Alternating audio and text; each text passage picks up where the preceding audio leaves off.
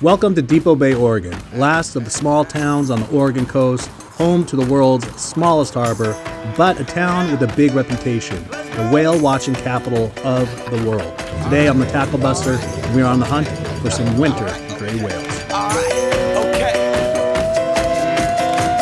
Return to the Mac, get on what it is, what it does, what it is, what it isn't. Looking for a better way to get up out of bed instead of getting on the internet and checking a new hit. Me get up, first shot, come strut walking. A little bit of humble, a little bit of cautious, somewhere between like Rocky and Cosby. So it's wintertime here in Depoe Bay, and this is prime time to come see gray whales. You have about 18,000 whales that are headed down to Baja, Mexico to breed and give birth to their calves. Then on the way back, they're headed up to Alaska, 6,000-mile annual migration. Today I booked a trip, Dockside Charters, and we're gonna go see some whales.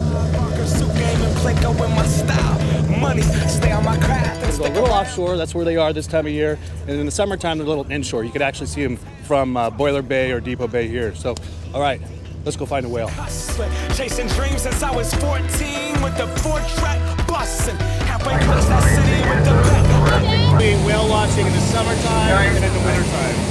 Well, whale watching in the wintertime, the whales are migrating to Mexico, so they're about 3 miles, 2 miles, sometimes 6 miles offshore. So in the summertime, they're real close to the rocks where the food is. Getting ready for this, like I was saying, once they leave their feeding grounds, including here off of Depoe Bay, the Oregon coast, Washington, British Columbia, our local whales, they stop feeding. They won't eat another bite of food again.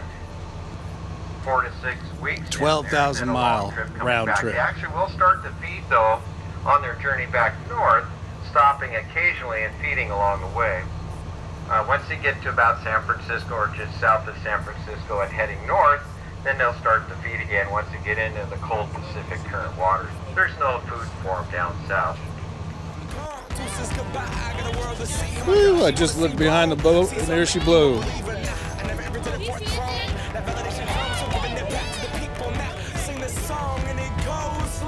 Woo, I'm getting worried.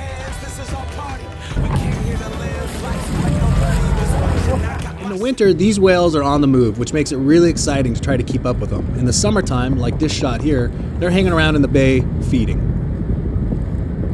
While we're on the topic of behavior, let's talk to a man who's seen and done it all, Captain JT. 44 now, yeah. Well, first off, the whales are migrating, so they're on the move.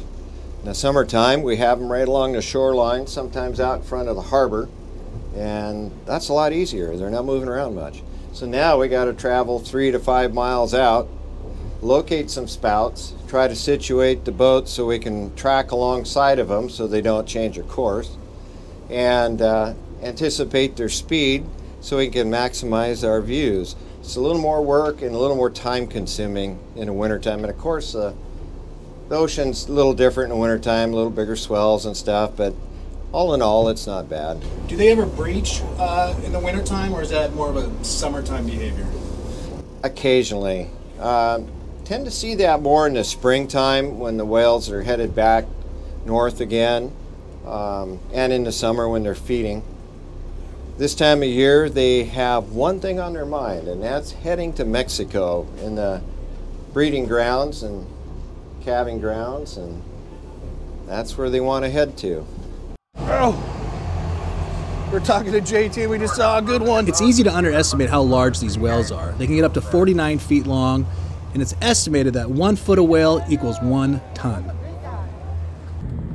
Gray whales are baleen feeders. They're filter feeders, and they feed on mysid, krill, and other small crustaceans. And the fascinating fact about this is they need to consume up to 1,000 pounds of this a day in the summertime to maintain a healthy body weight for this migration. They're up on the bow right now while I'm just sitting. Oh, tail shot.